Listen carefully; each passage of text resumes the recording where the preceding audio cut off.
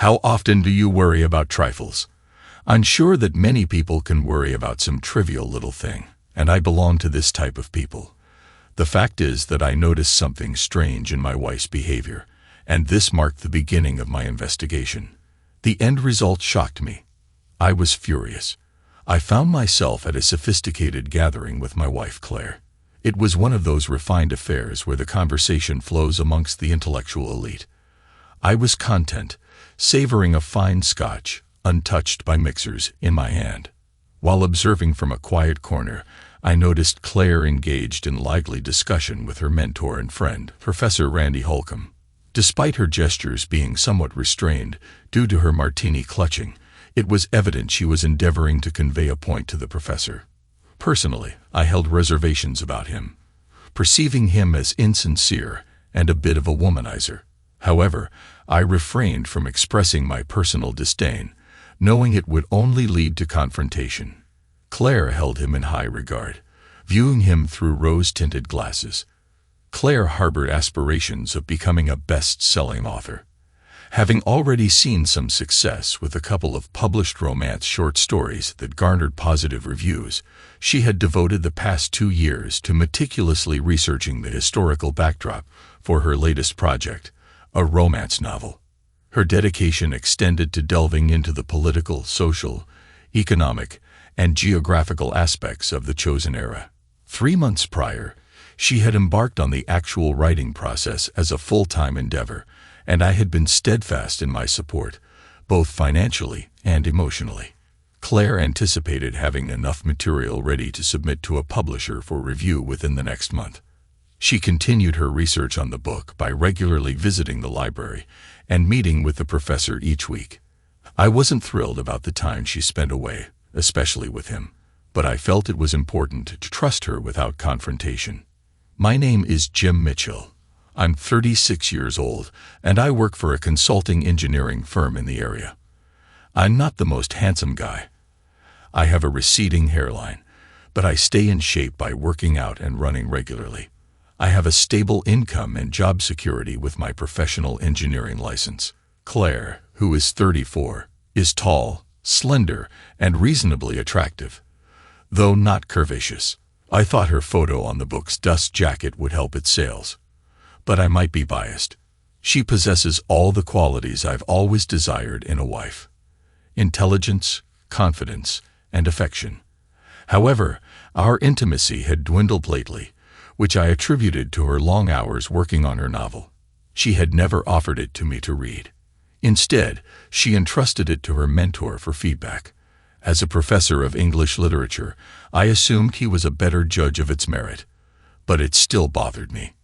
Claire and I had discussed the idea of starting a family, and she had expressed her desire for children in the future. However, she wanted to establish herself as an author first, so I patiently awaited the completion of her novel. Nonetheless, as time passed without any sign of its completion, I began to have concerns. I hoped that once she finished the novel, she would be ready to start a family, considering her biological clock was ticking. Being only children ourselves, our parents were eager for grandchildren, and the delay made me worry that they might never experience that joy. Tonight's event was hosted by the Dean of the School of Arts, and I attended solely for Claire's sake. While I didn't particularly enjoy such gatherings, I supported her interests. My background in English literature was minimal, having prioritized pre-engineering subjects during college, resulting in a mediocre grade. Consequently, discussions revolving around the latest books and authors weren't exactly my cup of tea. Although I gleaned some knowledge from Claire, I felt out of place in such intellectual settings. When we first arrived, I joined Claire in greeting and shaking hands with most of the approximately 20 people present. As mentioned earlier, I now sat quietly in a corner with my scotch, observing the activity in the room. I took pleasure in seeing my wife among her colleagues, contemplating how wonderful it would be if her novel became a bestseller. Despite having only 2 modest books to her name, she engaged with the attendees as an almost equal. However, achieving bestseller status would elevate her far beyond them, allowing her to bask in their envy and jealousy. While not typically assertive, She, like anyone, craved recognition from her peers, which would greatly boost her confidence in herself and her abilities. I grinned to myself, pondering the extensive effort she had invested and the myriad possibilities that could unfold if her novel achieved widespread success. At that moment, I noticed movement in my peripheral vision and spotted Mrs. Holcomb, the professor's wife, heading my way. Internally, I sighed, as I had hoped to quietly sit without engaging with anyone, but it seemed that wasn't going to happen. Mrs. Holcomb, a motherly figure whom I'd exchanged brief words with on a few occasions, but didn't know well, approached me. "Jim, I see you sitting here alone, and I couldn't let that stand. We can't have a man enjoying himself at these gatherings. It would tarnish their reputation," she quipped as she settled into a chair beside me. "You've caught me, Mrs. Holcomb. Can I offer you a drink? Call me Jane, and I'll pass on the alcohol, but it seems you're enjoying yours. A bit of scotch keeps the pests away, Jane. That's what I always say. So what are your thoughts on your wife's book? Randy thinks it's bound to be a bestseller. I suspect he's a tad envious. It hasn't been presented to me for perusal, so I can't speak to its literary merit or content."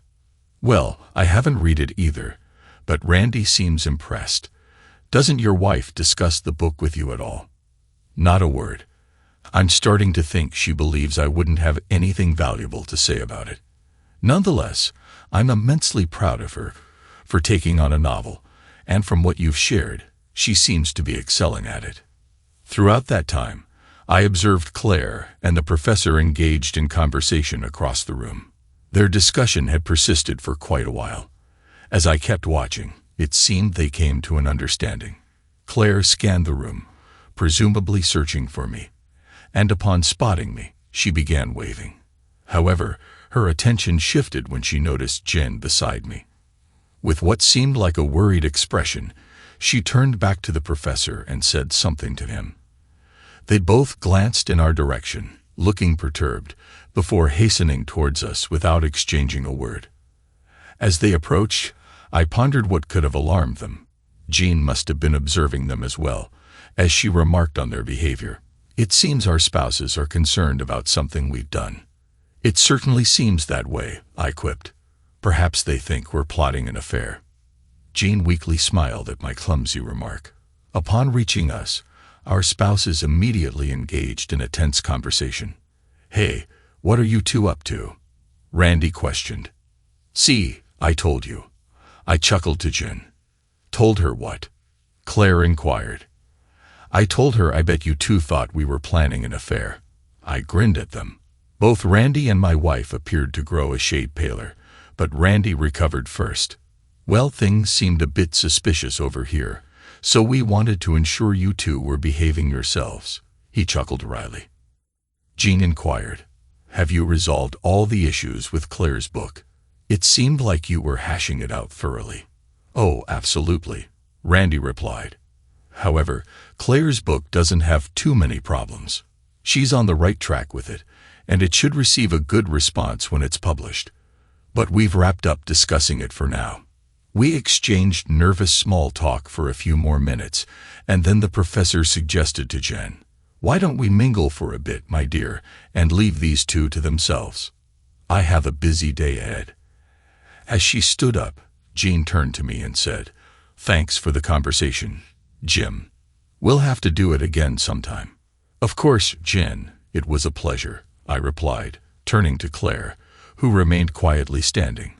"Would you like to mingle as well, or are you ready to leave, Radamyand?" I asked. "I think we can leave now. It's been a long day, and I'm tired." I rose, and after bidding farewell to our hosts, we made our way home. As I drove home, Claire remained silent, allowing me to ponder the reactions she and the professor displayed upon seeing Jen and me talking. Typically, I wouldn't have doubted Claire's trustworthiness, but a nagging feeling arose, prompting me to consider delving deeper into the matter with Jen. I resolved to pursue this conversation further in the upcoming week. On Wednesday morning, after tackling a slew of work issues, I finally managed to reach Jen and arrange a lunch appointment. She sensed something peculiar about our spouse's reactions to our recent encounter and promptly agreed to meet me the following day to discuss it. We chose O'Charlie's near the interstate, a location less likely for us to bump into our spouses or acquaintances. After having lunch, we delved into conversation. "You must have had some worries to convene this meeting," she remarked. "I suppose I do, but I'm unsure of the next steps," I admitted. "Well, I harbor concerns too, and they outweigh yours.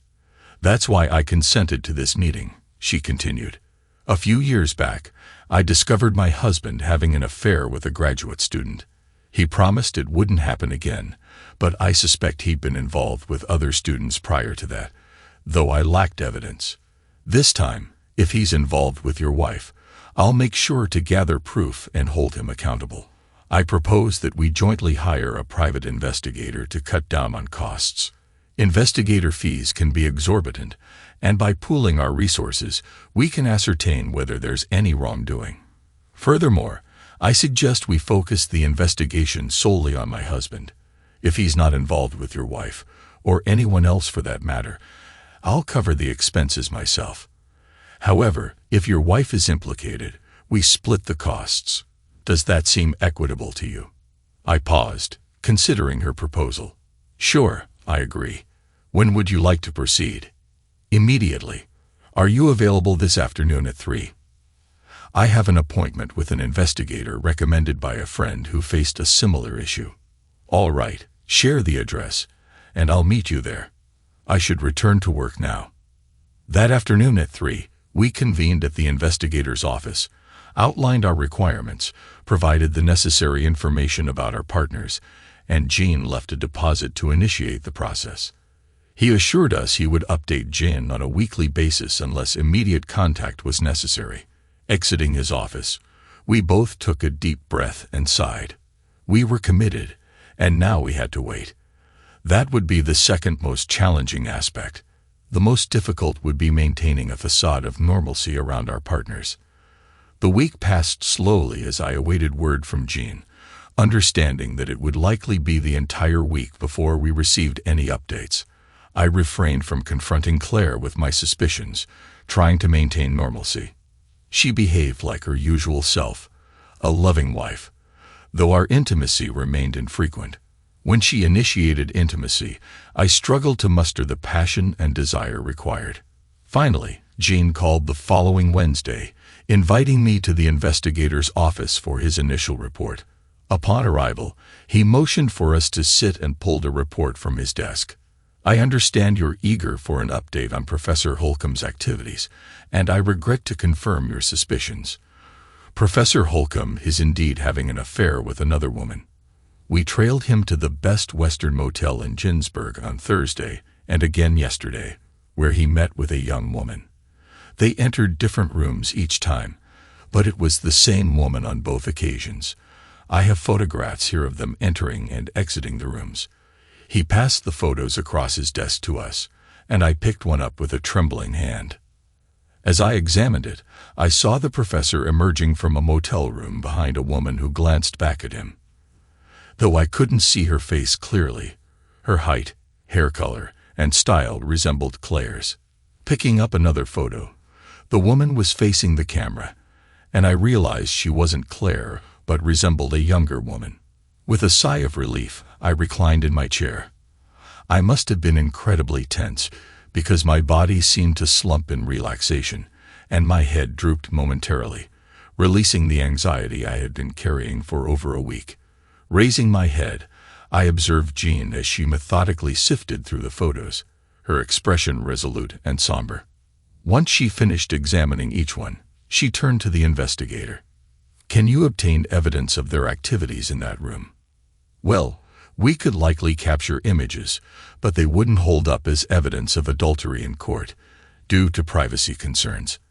However, if they engaged in such behavior in your home, those pictures could be admissible. Your husband might be aware of this and avoid bringing her there. I suggest consulting with a divorce attorney for guidance." "I believe I'll do just that. Please continue surveillance until further notice," Jean stated, gathering the photos and preparing to depart. After leaving the investigator's office, we walked silently towards our cars for a couple of minutes. "I'll be sending you a check to cover half of this week's surveillance," I informed her. "You don't need to do that," she replied. "I understand the distress of discovering your husband may have been unfaithful, but I found out he wasn't involved with my wife. That peace of mind is invaluable to me, and contributing towards the cost is the least I can do. So expect a check in the mail." "Thank you very much. I'm grateful for your gesture." We said our goodbyes, and I started driving home. It wasn't until a few minutes into the drive that a thought occurred to me. Why were the professor and Claire so unsettled at the gathering when Jean and I were conversing? The mystery remains unsolved, suggesting there's more to it. Perhaps Claire is involved with the professor, and despite weeks of surveillance, they haven't been caught yet. I felt relieved that Jean had instructed the investigator to continue monitoring. I decided to call her and share my suspicions, ensuring the investigation wouldn't end abruptly without my knowledge. It struck me as odd that in all my discussions with Jen, we hadn't uncovered any clues hinting at a shared factor indicating Claire's indiscretions. Another week passed, and once again we found ourselves in a meeting with the investigator. This time we were presented with essentially the same set of pictures featuring the same girl. The investigator had discovered she was another graduate student. Jean made the decision to proceed with a divorce, citing irreconcilable differences, as advised by her lawyer. Our state operated on a no-fault basis, meaning evidence of adultery wouldn't significantly affect the court's decision. Assets would be divided equally. Alimony would be paid since Jean didn't work. But child support wasn't necessary as their children were adults. I reimbursed Jane for half the surveillance costs, and we parted ways.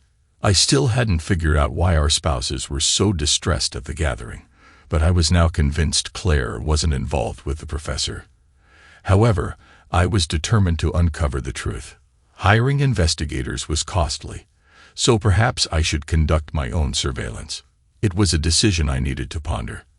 Our intimate relationship had significantly decreased recently, and I pondered that if everything were normal, and I didn't suspect she was being unfaithful, I would have mentioned it to her. I opted to address the issue in a way that wouldn't raise suspicions of distrust, but might provoke a guilty conscience if she harbored one. That night after dinner, I broached the subject of my concerns. "Darling, is everything all right? You seem a bit off," I inquired. "I'm fine. Why do you ask?" she responded, a hint of annoyance creasing her brow. "I've noticed you've been avoiding intimacy lately, and I was concerned it might be because you're not feeling well. Do you think you should see a doctor?" Her complexion paled briefly, and I felt a twinge of satisfaction that my words were hitting home. "No, I'm fine, really. I hadn't realized I was avoiding you. I'll make more of an effort, but I've been so focused on finishing the book to send to the publisher that I haven't had the mental space for much else lately." "I understand, darling. You know how much I care about you and how proud I am of your work. I just worry. Plus, they say lovemaking can be a great stress reliever, and I'm always here to help you relax," I said with a grin. She smiled faintly in response and replied, "Let's see." And then she bent down to kiss me lightly on the lips. Taking my hand, she led me to our bedroom. It seemed unreal. My desire was obvious, but I felt her lack of genuine enthusiasm when we made love. It seemed like she was just pretending to calm me down, or rather, to calm my inner turmoil. She showed all the expected reactions, but afterward, I didn't feel that it was all sincere. It left a void in my chest. After she got free, she excused herself and went to the bathroom, then returned, muttering, "Good night, darling," and lay down, turning her back to me. The following morning, I departed for work at my usual time while Claire remained in bed. Once I was away from home, I pulled over, dialed my office from my cell phone to inform them of my absence for the day, and then made my way to a nearby car rental agency. Typically, this was the day Claire dedicated to her research at the library. After acquiring a rental vehicle, I returned to our street and parked at a vantage point, where I could observe our house from a distance. Around 9 o'clock, I observed Claire exiting the garage and dragging away from me towards the university library. I discreetly followed her at a safe distance. She drove directly to the library, and as I was parking, she had already left her car and entered the building. I followed a few minutes later, knowing where she typically did her research. I found her setting up for a review of some microfiche material. Concealed behind a nearby stack, I observed her while pretending to be engrossed in a large reference book. Half an hour later, Claire was joined by another woman. When Claire spotted her, they embraced, lightly kissing each other on the lips in greeting, which surprised me. Despite my confusion, I continued to watch. Claire returned to her seat at the microfiche machine, while the other woman retrieved a book from her bag and began reading as if she were simply passing the time. Claire continued working for another hour before displaying signs of wrapping up for the day, gathering her notes and personal items. I had to briefly step away to use the restroom, worried they might leave in my absence, but timing worked out and I didn't miss anything. As Claire prepared to leave, the other woman was also getting ready to depart. They exchanged another kiss before leaving the building hand in hand. Upon reaching the parking lot, they went their separate ways to their respective cars. I hung back in the lot until they started moving, then discreetly followed as they both headed in a direction opposite to our home. They didn't seem to notice me as I maintained a respectful distance behind. With light traffic and few stoplights, we continued in a direction away from our home. Approximately 20 minutes later, they arrived at an apartment complex and parked. After exiting their cars, they entered one of the buildings and I settled in to wait. About 2 hours later, I observed Claire exiting the apartment, returning to her car and departing the parking lot. I trailed her until I was certain she was headed home. Then I went to grab a bite to eat and ponder over what I had witnessed. What was happening? Who was that woman? Did she have an unconventional affair with her? Ultimately, how could I obtain answers to my inquiries? My thoughts were somewhat muddled as I dined, but it boiled down to this: should I enlist the services of an investigator or tackle it myself? Eventually, I resolved to gather information on my own. After finishing my meal, I ventured to a nearby Radio Shack and purchased 3 battery-operated, sound-activated micro-audio recorders. They were somewhat pricey, but I deemed them more economical than hiring an investigator. By the time I completed my purchases, it was nearing my usual time to return home from work, so I made my way to the rental car lot and retrieved my own vehicle. Upon arriving home, Claire greeted me with what appeared to be an affectionate kiss and embrace. "Sweetheart, freshen up and fix yourself a drink. Dinner will be ready in approximately 30 minutes, she instructed as she retreated back into the kitchen. After preparing my drink, I made my way into the kitchen. "How was your day?" I inquired. "It was all right. I spent the morning at the library getting some work done, and in the afternoon I worked on the book." "Just the usual, I suppose," she replied. "Any news from anyone? Did your mother mention anything about visiting?" "No, it was a quiet day. I didn't speak to anyone," she responded. If I didn't know any better, I would have unquestioningly believed what she told me. She spoke without hesitation, weaving her lies seamlessly. Once I would have trusted her with my life, but now that trust hangs in the balance. It feels like our entire marriage is built on deception and the possibility of infidelity, even if it's with another woman. I returned to the living room before saying anything, wanting to have all the facts straight before confronting her. "How was your day?" she asked as she entered the living room. "Just the usual. I spent most of the day out of the office working on a project," I replied, mentioning it in case she had tried to reach me there. "Dinner is ready now if you'd like to sit down." While we were having dinner, she mentioned that she had a meeting scheduled with Professor Holcomb in his office the following day to discuss the latest chapter of her book. She expressed her excitement about almost completing the package for the publisher. I nodded in response and wished her luck. After dinner, I cleaned up the kitchen while she retreated to her study to continue working on her book. Once I finished, I discreetly placed one of the mini audio recorders under the driver's seat of her car in the garage, ensuring it was well hidden but easily accessible. Then I placed another recorder in the lining of her purse. I held on to the third recorder to potentially install it in her study if she made any calls from there. I relaxed and watched TV until around 10 o'clock, then knocked on the door of her study. "Darling, I'm heading to bed to do some reading. Will you join me soon? I want to wrap up this chapter so I have it ready for Professor Holcomb tomorrow, so I might be a while. I'll come to bed as soon as I can." "All right," I replied and went to bed. I read for a bit but soon dozed off into sleep. I'm not sure when she joined me in bed, as I was fast asleep. The following morning, as I left for work, she remained sound asleep. I decided to rely on the recorders for surveillance, sparing myself from interrupting my work. Upon returning home that evening, I waited until after dinner and until she retreated to her den before heading to the garage to inspect the recorder in her car. As expected, it captured little in terms of conversation. I then located her purse and discreetly examined the recorder hidden inside, using earphones. Once more, the recordings yielded nothing substantial beyond her discussion with Professor Holcomb about her book. There appeared to be no indication of any other topics between them.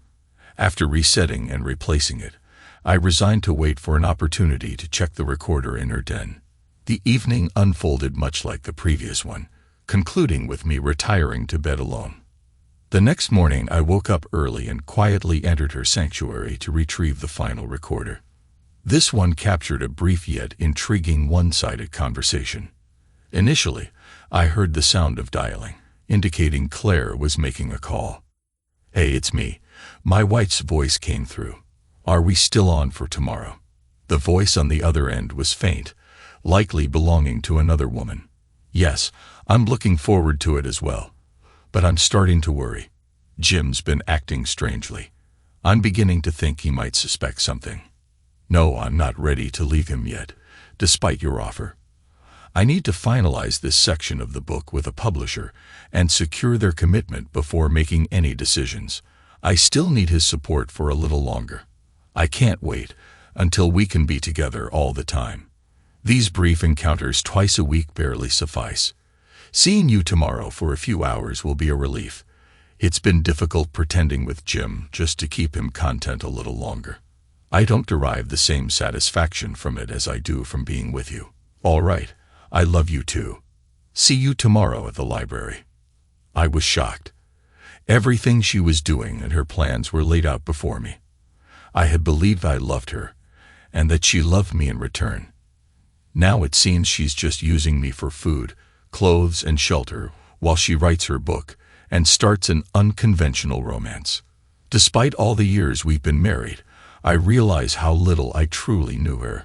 Hastily, I reset the recorder, concealed it again, and then left for work, deeply shaken by the revelations of her betrayal.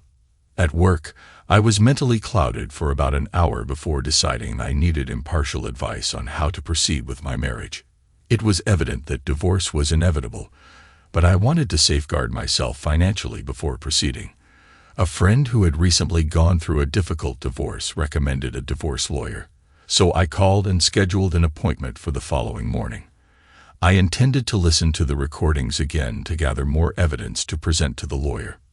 That night I discovered that the recording device from her purse was the main catalyst for our divorce. The tape started playing for a short time, apparently in the library. "Okay, I'm almost done. I just need to finish and we can go to your place. God, I want you so much." Claire's voice rang out.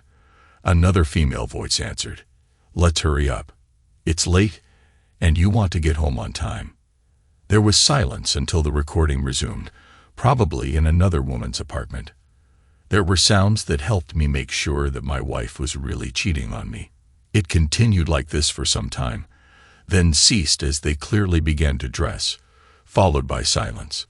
Sensing I had gathered sufficient information, I decided against rehiding the recorders. Instead, I duplicated the pertinent content 3 times. 2 sets were concealed in my briefcase, and the third was prepared for delivery to the lawyer.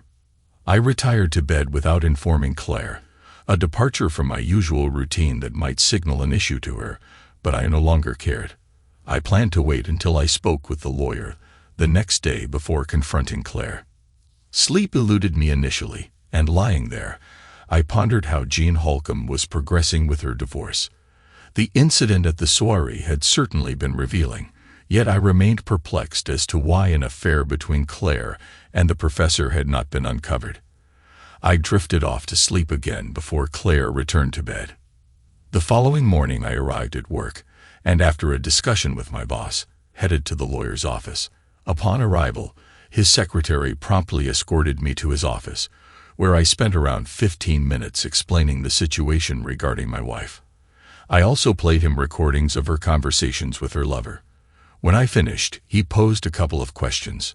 Do you have any idea if the book your wife has been working on will be successful? I haven't read it myself, but my wife has been collaborating with Professor Holcomb from the university's English department, and I've heard he's quite enthusiastic about it. She's currently sending off some early chapters and a story outline to a publisher, so I suppose that will give her an indication of its potential success. Have you been her primary source of financial support while she's been working on it? Yes, a couple of years ago she quit a good job to focus full-time on her book, and I've been providing all of her financial and emotional support since then. What are your intentions? Are you aiming for a divorce, separation, or do you see the possibility of reconciliation after counseling? I'm pursuing a divorce, and I want to make it as challenging as possible for her, especially after hearing what she said to her lover. I've considered destroying her book by deleting her PC files and all her research notes. I advise against that. While it might give you satisfaction in the moment, you could be missing out on a chance for greater revenge. What do you mean? I inquired. If the book has a good chance of selling well, even becoming a bestseller, you could potentially claim half of her earnings from its well in the divorce. That would be a significant revenge and could be highly lucrative for you. If you destroy her work now, she could easily replace it in a few months, and you'd gain nothing from it. That's something to consider, though perhaps not as immediately gratifying for revenge. Well, you need to consider that this could potentially be worth hundreds of thousands of dollars to you. Meanwhile, she might regain her footing in the novel within 6 months, leaving you with minimal benefit. What's your suggestion? I advise waiting to gauge the response to her book from the publisher. If she secures an advance, it signals significant potential. A substantial advance might prompt her to move in with her partner promptly. At that point, you can proceed with the divorce proceedings. Since this is a no-fault state, we'll cite irreconcilable differences and seek a share of the book's proceeds. Adultery could be cited, but it's unlikely to impact the outcome and could be costlier. If the book generates income, you might not have to pay alimony. Also, her previous well-paying job before she quit to focus on her book will work in your favor regarding alimony. It seems I have a lot to consider. Can I take a day to think it over and get back to you? Of course, just give me a call when you're ready. After leaving the lawyer's office, I returned to work, but my productivity was limited for the remainder of the day as I mulled over my options. I harbored a strong desire to retaliate against her for exploiting me, but I also hesitated to jeopardize my potential financial stake in her book sales. Then, a thought struck me about Claire's conservative Christian parents. Their disapproval of their daughter's unconventional relationships and adultery could potentially be used for revenge. As this notion took shape in my mind, I stopped by Radio Shack on my way home from work to acquire another surveillance device. Claire and I enjoyed the dinner she had prepared when we got back home. During our meal, she mentioned that she would be sending off a package to the publisher the next day, anticipating a response in about a month. She also shared gossip about Professor Holcomb's marital issues, as his wife was reportedly divorcing him after catching him with another woman, which was expected to be financially draining for him. I couldn't help but smile at Claire's reaction to my comment, indicating she wasn't pleased. That's the consequence of fooling around. If it were me, I'd want some retribution, I remarked. Her expression grew tense, but she quickly composed herself. Why do you assume it could happen to you? Do you think I'm capable of such behavior? She asked boldly. Sweetheart, I understand you're as loyal as any spouse can be, but the thought of infidelity between partners really bothers me and gets me worked up. I trust you completely, and I know you'd never betray me, just as I would never betray you. She promptly shifted the topic.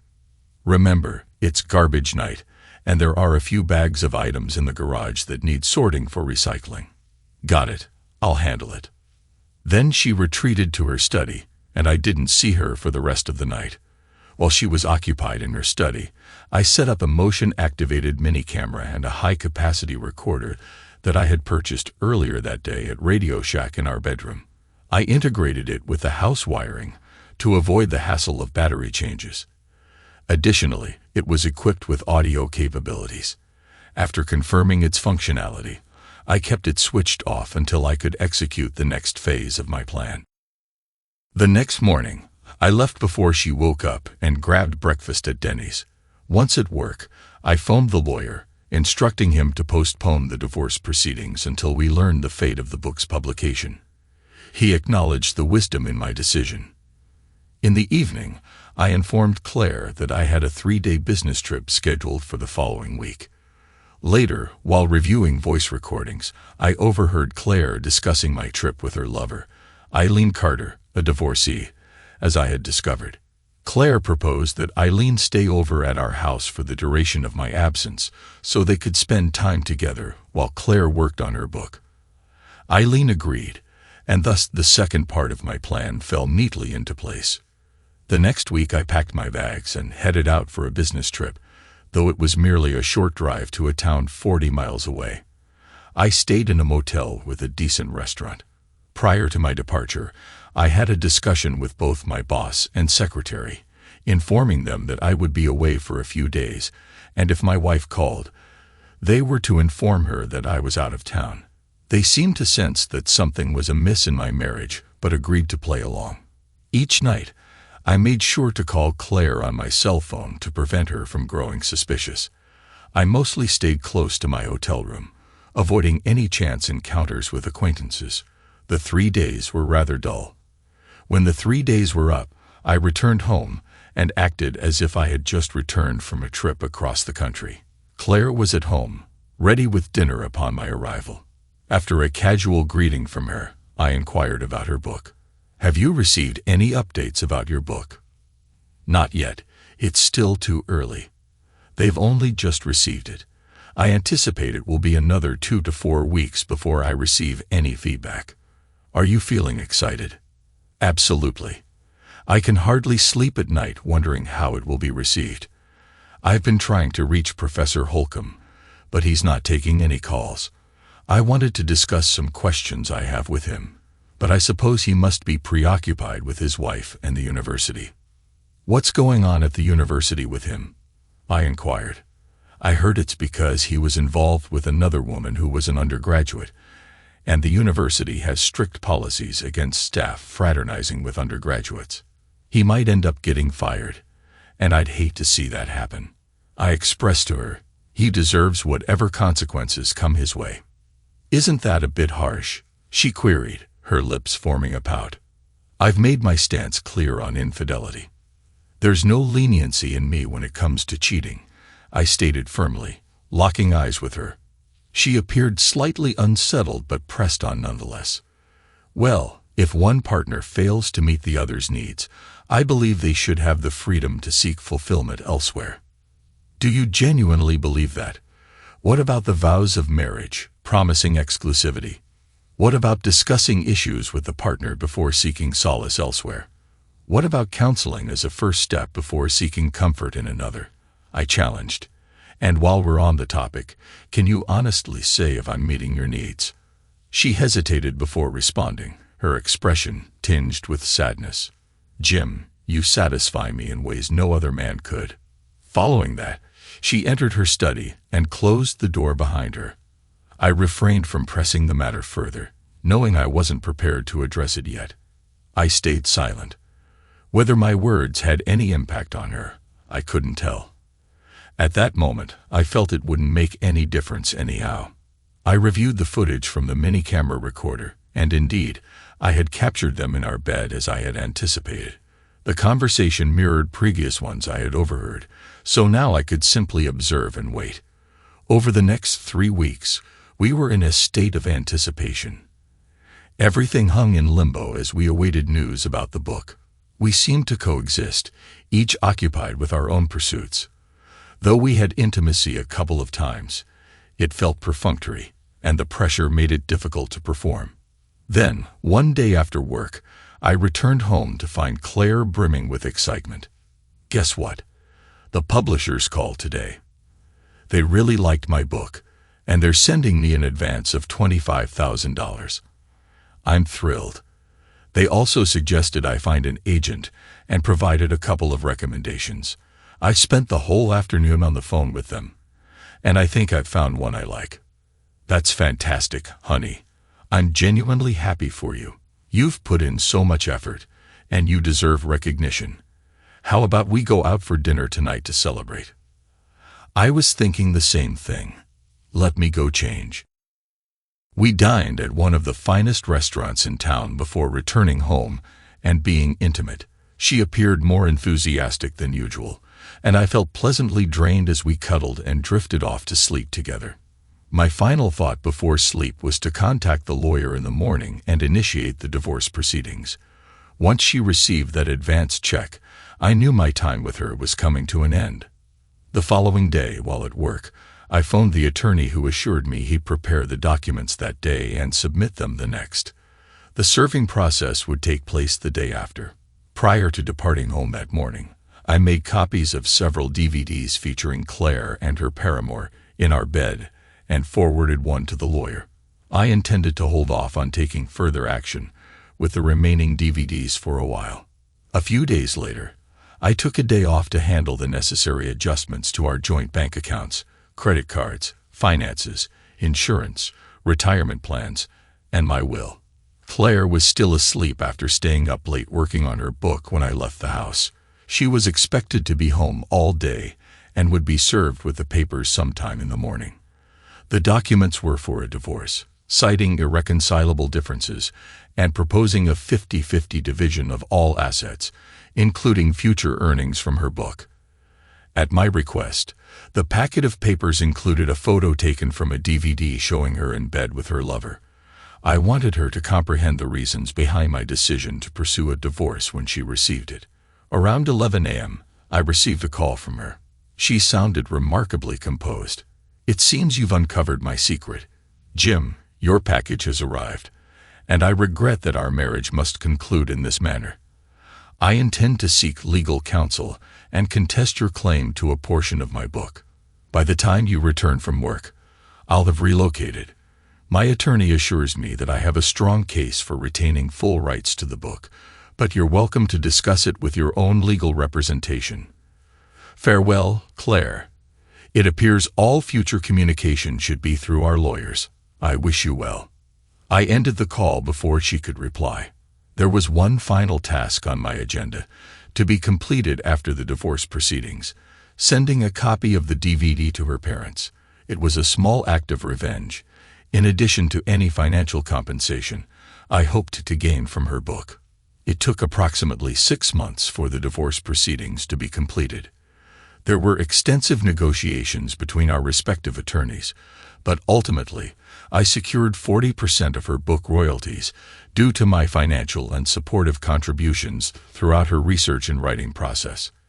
Eventually, I received over $250,000 for my share as the book skyrocketed to the bestseller list and remained a top seller for a month. Professor Holcomb faced a significant setback in his divorce settlement, leading to his resignation despite his tenured position. The university threatened to publicly expose his indiscretions if he didn't comply, and he reluctantly agreed to resign.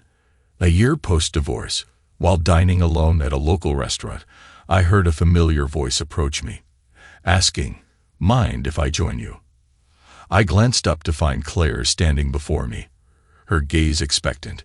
She appeared quite appealing and impeccably dressed, much like one would envision a best-selling artist. Rising to my feet, I gestured for her to take a seat. "How have you been, Claire?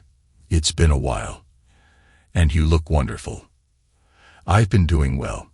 Currently engrossed in a new novel," she replied, a smirk playing on her lips, "and this time I don't plan on sharing any of it with you."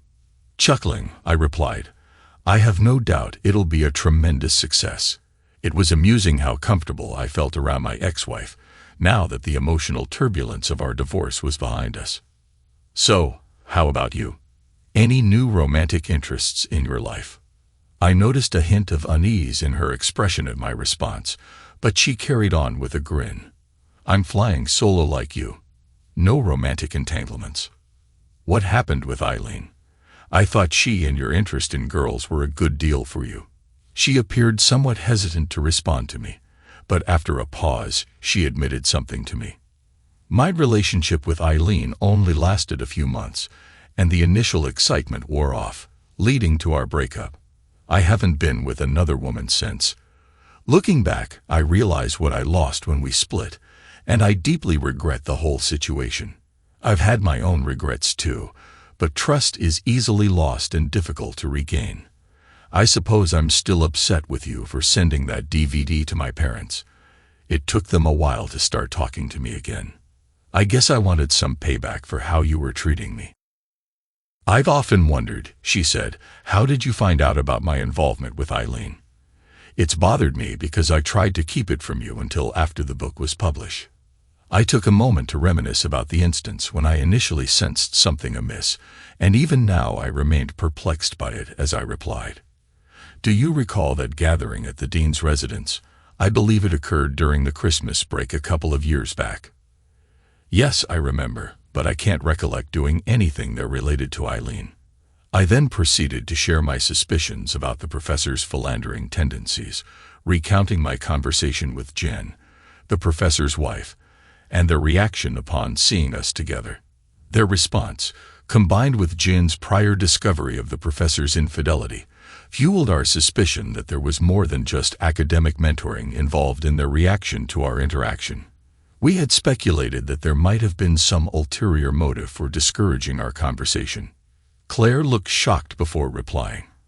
"As I remember, our reaction stemmed from Randy and I having a conversation for a while, causing us to overlook both of you. Suddenly, we felt guilty about neglecting you. There was no collusion between us, nor were we concerned about your conversation. Anyway, I explained to her, due to our misunderstanding of that reaction, we decided to hire an investigator who uncovered the professor's affair with the student, but never found any evidence of your involvement with him. Later, still suspicious, I discreetly placed some mini audio recorders and captured your affair with Eileen. Thus, it was your and the professor's innocent reaction upon seeing Jen and me talking together that led to the exposure of 2 affairs and the end of 2 marriages. Quite peculiar, isn't it?" Thanks to everyone who took the time to listen to today's stories. If you enjoyed it, please consider liking and subscribing if you haven't already. Feel free to share your thoughts on the events in the comments below. Take care.